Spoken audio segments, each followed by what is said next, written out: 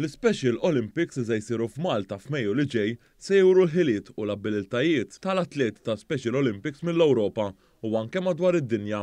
Għalhekk dan il-President ta' Special Olympics Malta mart il-Prim Ministru Dr. Lidja Bela waqt laqgħa li kellha mal-Kummissarju Ewropew għall-Ugwaljanza Elena Dalli fi Brussell. Dan hekk kif matul dan l-avveniment se jkunu qed jieħdu sehem madwar 1000 atleta b'diżabilità intellettwali minn 25 pajjiż. Il-President ta' Special Olympics Malta, Dr. Lidja Bela, qalet kif il-lob f'Malta se jkunu xhieda ta' kif il-persuni b'diżabilità intellettwali u persuni oħrajn jistgħu jitalmu flimkien u jgħixu flimkien b'mod ugwali u inklusiv.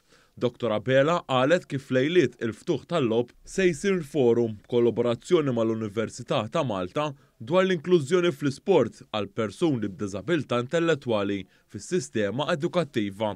Hawnhekk Dr. Lidja Bela u l-President ta' Special Olympics fl-Ewropa, David Evangelista, stiednu lill-Kummissarju Ewropew Elena Dalli biex tiġi f'pajjiżna matul dawn il-lob. Il-Kummissarju Ewropew għall-Ugwaljanza qalet kif tinsab ħerqana għall-Olimpjadi Speċjali f'Malta hekk kif din se turi id-drittijiet tal-persuni b'diżabilità fl-Unjoni Ewropea.